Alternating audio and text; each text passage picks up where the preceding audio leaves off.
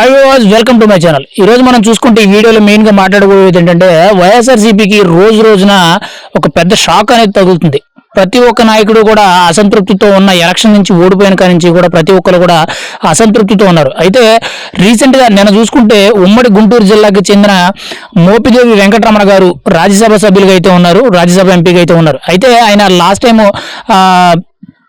Ticket ఆశించడం కూడా జరిగింది. కానీ ఏంటంటే ప్రత్యక్ష ఎన్నికల్లో ఆయన టికెట్ ఆశించడం జరిగింది. కానీ ఆ టికెట్ ని ఇరువురి గణేష్ గారికి అయితే కేటాయించడం అయితే జరిగింది జగన్. అయితే ఈ సమయంలో ఆయన చాలా అసంతృప్తితో ఉన్నారు. అప్పటి నుంచి కూడా పార్టీలో ఉండాలా మారిపోవాలని చెప్పి చాలా అసంతృప్తితో ఆయన అయితే వెయిట్ చేయడం జరిగింది. అయితే రీసెంట్ గా ఆయన అనగాని సత్యప్రసాద్ మంత్రి గారితో అయితే టీడీపీ మంత్రి గారితో అయితే సమావేశం అవ్వడం అయితే జరిగింది.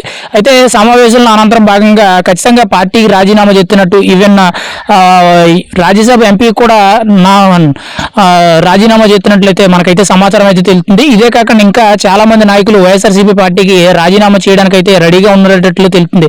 కానీ మోపిదేవి వెంకటరమణ గారు ఉన్నారు, ఆయన ఒక సీనియర్ పొలిటీషియన్ కింద ఎప్పటి నుంచో ఉన్నారు. అయితే ఈయన వైఎస్ఆర్సీపీలో రాజ్యసభ ఎంపీ కింద ఉన్నారు. అయితే ఎప్పటి నుంచో కూడా ఓడిపోయిన పార్టీ అంటే 2024 ఎలక్షన్స్ అయిపోయిన కాడి నుంచి ఆయన అయితే పార్టీ ఓడిపోయిన కాడి నుంచి అసంతృప్తితో అయితే ఉన్నారు. ఖచ్చితంగా పార్టీ మారిపోవాలని చెప్పి ఒక ఆలోచనలు అయితే పడ్డారు. ఫైనల్గా అయితే ఈరోజు ఆయన పార్టీకి రాజీనామా చేస్తున్నట్లయితే సమాచారం అయితే బయట వెళ్తుంది. ఖచ్చితంగా పార్టీకి రాజీనామాతో పాటు తదుపరి కార్యాచరణ కూడా ఆయన అయితే ఆల్రెడీ చెప్పడం జరుగుతుంది. ఆయన టీడీపీలో జాయిన్ అవుతున్నట్లయితే సమాచారం అయితే తెలుస్తుంది. ఖచ్చితంగా టీడీపీలో కూడా ఆయనకి అయితే ఒక కీలక పదవి ఇచ్చేటట్లయితే కూడా సమాచారం అయితే తెలుస్తుంది. ఎందుకంటే ఆయన ఒక సీనియర్ పొలిటీషియన్ కింద ఉన్నారు.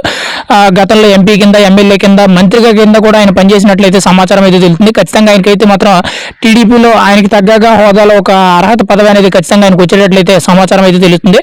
ఖచ్చితంగా రాబోయే రోజుల్లో ఇంకా వైఎస్ఆర్సీపీ నుంచి ఇంకా చాలా మంది కూడా రాజీనామాలు చేసి బయటకు వచ్చే అవకాశం అయితే కనిపిస్తుంది.